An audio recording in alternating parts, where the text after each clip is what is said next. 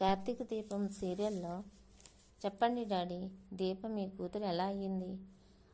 అనసూయ గారు, అసలు ఈ ఇంటి కోడలు అవ్వాలంటే దీప మా నాన్నకి ఏమి అవ్వాలి చెప్పండి అని అంటే, మీ నాన్నకి దీప కూతురై ఉండాలి అని అంటుంది అనసూయ. అత్త, బావ నా మెడలో తాళి కట్టి ఉంటేనే కదా నీ ఇంటి కోడలు మా నాన్న కూతురు అవుతుంది. అఫ్కోర్స్ నీకు బావకు నేనంటే ఇష్టం లేకపోవచ్చు, అయినంత మాత్రాన ఇచ్చిన మాటలు వాగ్దానాలు మారిపోతాయా? ఎందుకు మౌనంగా ఉన్నారు అత్త అని అంటుంది. దీప అమ్మ నాన్న చచ్చి అనాథలైతే ఆ అనాథ మెడలో తాళి కడితే మీ కూతురు ఇంటికి కోడలైనట్టేనా చెప్పండి డాడీ అని జ్యోత్స్న అంటుంది. దీప అనాథ కాదమ్మా, దీపకు అమ్మా నాన్న బ్రతికే ఉన్నారు అని బిగ్గరగా కోపంగా అరుస్తాడు దశరథ. అందరూ ఆశ్చర్యంగా చూస్తూ అన్నయ్య అని కాంచన ఆశ్చర్యంతో పిలుస్తుంది. ఎవరు రా అని శ్రీమన్నారాయణ అంటాడు. దానికంటే ముందు ఒక విషయం చెప్పాలి. నా చెల్లి నా దగ్గర తీసుకున్న మాట ఎలా నిజం అయిందని అడిగావు కదమ్మా అని. అయితే విను అని చెప్పబోతుంటే కార్తీక్ అడ్డుపడి, ఆ విషయం నేను చెప్తాను. జ్యోత్స్న నా భార్య కోసమే కదా అడిగింది, అందుకనే నేనే చెప్తాను మావయ్య అని అంటాడు. చెప్పు బావా అని అంటుంది జ్యోత్స్న. అయితే విను, మావయ్య నాకు దీపనిచ్చి తండ్రి స్థానంలో నిలబడి కన్యాదానం చేసి పెళ్లి చేశాడు. అంటే దీపకి మీ నాన్న తండ్రే కదా, ఇది అందరికీ తెలిసిందే కదా. అప్పుడు మా అమ్మ నీ కూతుర్ని ఇచ్చి నా కొడుకుతో పెళ్లి చెయ్యి అన్న మాట నిజం అయినట్టు అయ్యిందే కదా. మా అమ్మ నీ కూతుర్ని నా ఇంటి కోడలను చెయ్యి అంది కానీ జ్యోత్స్నకి ఇచ్చి పెళ్లి చేసి మా ఇంటి కోడలను చెయ్యి అనలేదు అని కార్తీక్ అంటాడు. దీప, మా బావని నీ వైపు మాట్లాడేలా మార్చావు అంటుంది. బావ అన్నది నిజమే కదా అని దీప అంటుంది. ఇంకా ఒక అనుమానం నా దగ్గర ఉంది, ఒకదానికి మీరు ఇప్పుడే సమాధానం చెప్పాలి.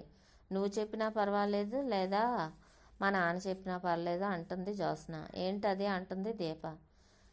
మీ అమ్మ నాన్న బ్రతికే ఉన్నారు అని అన్నాడు, ఎక్కడ ఉన్నారు నాకు ఇప్పుడే చెప్పాలి అని అంటుంది జ్యోత్స్న. ఇది ఇక్కడ ఇలా ఉండగా అక్కడ శ్రీధర్ ఇంట్లో స్వప్న పుస్తకం చదువుతూ ఉంటుంది. కాశీ వచ్చి స్వప్న అని పిలుస్తాడు. స్వప్న కోపంగా చూసి, డ్రైవర్ ఓనర్ని ఎలా పిలవాలి అంటుంది. కాశీ ఓనర్ని మేడం అని పిలవాలి అనేసి అంటాడు. చదువుతున్నావా ఆ మేడం అని అంటాడు. నీతో ప్రేమలో పడి నా చదువును వదులుకున్నాను, ఇప్పుడు నా సంసారం కూడా వదిలేశాను. ఇప్పటికైనా నా సంసారాన్ని వదిలేశాను కాబట్టి నా చదువునైనా చదువుకోవాలి కదా అని అంటుంది. చదువుని చక్కదిద్దుకునేటప్పుడు నీ సంసారాన్ని కూడా దిద్దుకోవచ్చు కదా అని కావేరి అంటుంది. నిన్ను నేను సలహాలు అడగలేదు, జ్యూస్ అడిగాను అని స్వప్న అంటుంది. అయితే వెళ్ళి తెచ్చుకో అంటుంది కావేరి. ఈ జ్యూస్ ఎవరికి అంటుంది. అల్లుడు గారు ఈ జ్యూస్ తీసుకోండి అంటుంది. వద్దు అత్తయ్య గారు, నన్ను డ్రైవర్గానే చూడండి అని కాశీ అంటాడు. మేము డ్రైవర్గానే చూస్తున్నాము, కానీ నువ్వే అలా ఉండలేదు అని స్వప్న అంటుంది. ఎవరిని ఎలా చూసుకోవాలో నీకు బాగా తెలుసు అని శ్రీధర్ అంటే, మీకే తెలియట్లేదు నాన్న అని అంటుంది స్వప్న. నేను పాతకాలం మనిషిని కదమ్మా, నీవు వదిలేసినంత తొందరగా మేము బంధాలను వదిలేయలేము. ఒకవేళ నేను కోపంతో ఎవరి మీదైనా గట్టిగా అరిచినా మళ్ళీ నేనే సర్ది చెప్పుకొని మళ్ళీ మాట్లాడుతాను అని శ్రీధర్ అంటాడు.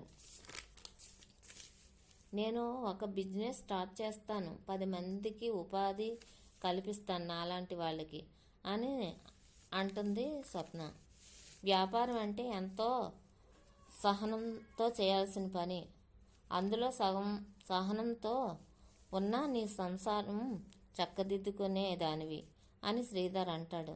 కాశీతో సంసారం అంటే సన్యాసమే బెటర్ అని అంటుంది స్వప్న. సార్, కార్ సర్వీసింగ్ చేయించేశాను. నాకు కొంచెం బయట పని ఉంది, వెళ్ళి వచ్చి కారు తెచ్చి ఇస్తాను అని అంటాడు కాశీ. సరే, నువ్వు ఎక్కడికైనా వెళ్ళు, కానీ నువ్వు మళ్ళీ రాత్రికి ఇక్కడికే వచ్చి పడుకోవాలి. ఈ రోజు నుంచి ప్రతిరోజు ఇక్కడే ఉండాలి అని శ్రీధర్ అంటాడు. ఇక్కడ ఎందుకు, నువ్వు ఇక్కడ ఉండడానికి వీల్లేదు అంటుంది స్వప్న. లేదు, ఇక్కడే ఉంటాడంటాడు శ్రీధర్. ఈ ఎందుకు అనేసి అంటుంది. ఈ రోజు నుంచి కాశీ ఇక్కడే ఉండాలి, ఎందుకంటే నేను ఉదయాన్నే ప్రతిరోజు లేచి గుడికి వెళ్ళి నా కూతురు కాపురం బాగుండాలని మొక్కుకుంటాను అంటాడు. అది జరగని పని అని అంటది స్వప్న. కానీ నేను కోరుకుంటే జరుగుతుంది అనేసి అంటాడు శ్రీధర్. ఎవరిని ఎక్కడ ఉంచాలో అక్కడే ఉంచాలి నాన్న అంటుంది. అందుకనే నేను అదే పనిలో ఉన్నాను, అదే పని చేస్తున్నాను. నాకు ఎవరి సలహాలు ఇవ్వనక్కర్లేదు. కావేరి, కొంచెం అర్థమైనట్టు చెప్పు అని శ్రీధర్ అని వెళ్ళిపోతాడు. జ్యూస్ తాగుతానన్నావు కదా, ఇప్పుడు తాగు అని కోపంగా టేబుల్ మీద పెట్టి కావేరి వెళ్ళిపోతుంది. అక్కడ జ్యోత్స్న దశరథ్తో, డాడీ చెప్పండి, దీప అమ్మ నాన్న ఎక్కడున్నారో ఇప్పుడే నాకు చెప్పండి అనేసి అంటుంది.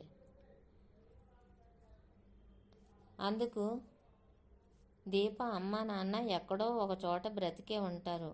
ఇప్పుడు నేను రాలేను, తీసుకురాకపోవచ్చు, ఎప్పటికైనా వస్తారు.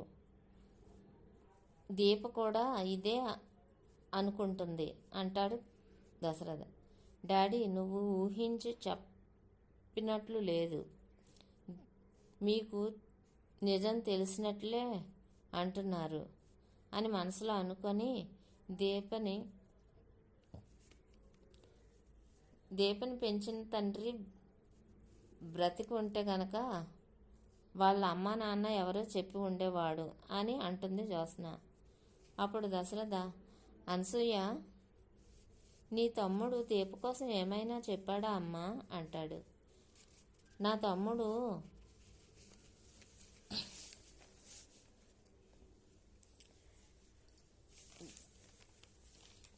తమ్ముడికి పిల్లలంటే చాలా ఇష్టం, కానీ తన భార్యకి బాగోలేదు, పిల్లలు కూడా లేరు. ఒకసారి ఏదో పని మీద బయటికి వెళితే పెద్ద వర్షం పడింది. అప్పుడు పెద్ద వర్షం పడిందంట. పక్కనే ఉన్న బస్ స్టాప్కి వెళ్ళి తడవకుండా ఉండడానికి వెళ్ళాడట. అక్కడ పాపని చూసి ఎత్తుకొని చుట్టూ చూశాడట, కానీ అక్కడ ఎవ్వరూ కనిపించలేదట. అప్పుడు ఇంటికి తీసుకొని వచ్చి సంతోషంగా భార్యకు చూపిస్తే తను చాలా సంతోషించి దీప అని పేరు పెట్టి ఊపిరి వదిలేసింది. నా తమ్ముడు దీప కోసం వేరే పెళ్లి చేసుకోలేదు, మేమెంత చేసుకోమన్నా చేసుకోనన్నాడు. దీప నా తమ్ముడు కోసం చదువు మానేసింది. నాకు నా కూతురు ప్రాణం అనేవాడు. చివరకు దీపను చూస్తూనే ప్రాణాలు వదిలేశాడు అని చెప్తుంది అనసూయ. అందుకు దశరథ ఏడుస్తూ, నువ్వు బ్రతికి ఉంటే నీ కాళ్ళు కడిగి నా నెత్తిని జల్లుకునేవాడిని, నువ్వు దేవుడివి అని అంటే అందరూ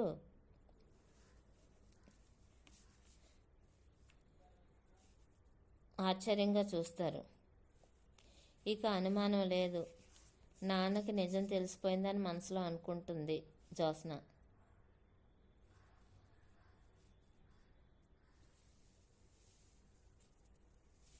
ఏంట్రా దశరథ, ఎందుకు అంత ఫీల్ అవుతున్నావు అంటాడు శ్రీమన్నారాయణ. నాన్న, ఆ రోజు దీపను బస్టాండ్ నుంచి కాపాడి ఇంటికి తీసుకుని వెళ్ళకపోతే ఈరోజు దీప మనకు దక్కేది కాదు.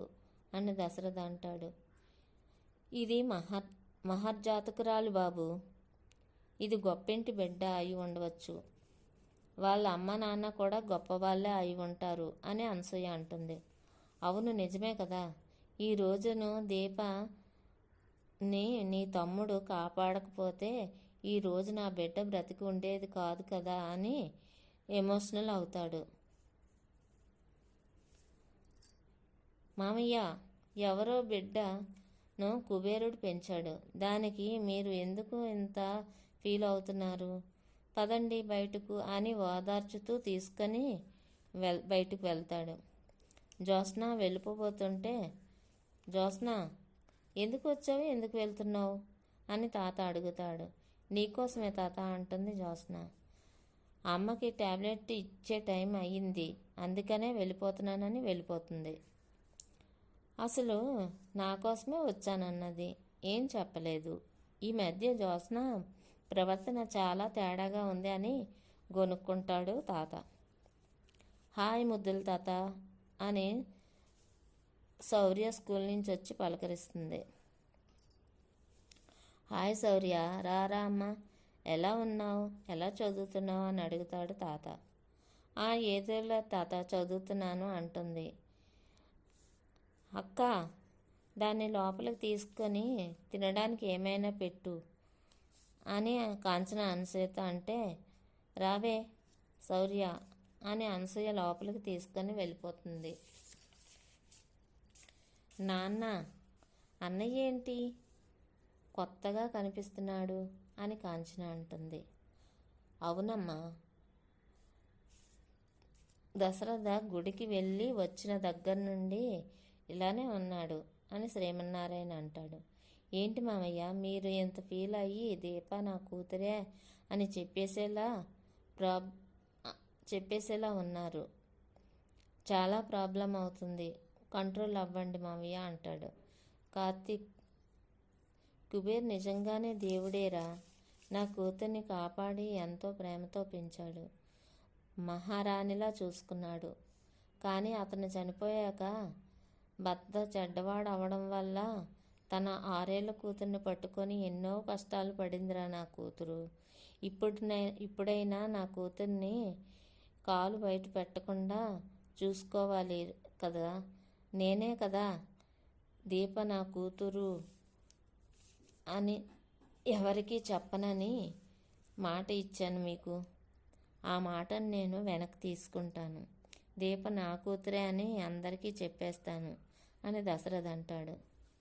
రోడ్డు మీద ఒకరికి యాక్సిడెంట్ అయితే మనం వాళ్ళని చూసి అంబులెన్స్కి ఫోన్ చేసి వాడు మంచివాడా చెడ్డవాడా అని చూడకుండా బ్లడ్ లేకపోతే బ్లడ్ ఇచ్చి కూడా మనం ఇంటికి వస్తాము. అంత మాత్రాన దానికోసం ఆలోచించం కదా. మనం ఎంతవరకు చేయాలో అంతవరకే చేయాలి. అలాగే ఇప్పుడు అత్తకి ఆపరేషన్ చేసిన తర్వాత దీప గురించి అందరికీ చెప్దాం మామయ్య అని కార్తీక్ అంటాడు. ఈరోజు ఎపిసోడ్ ఇంతటితో ముగుస్తుంది.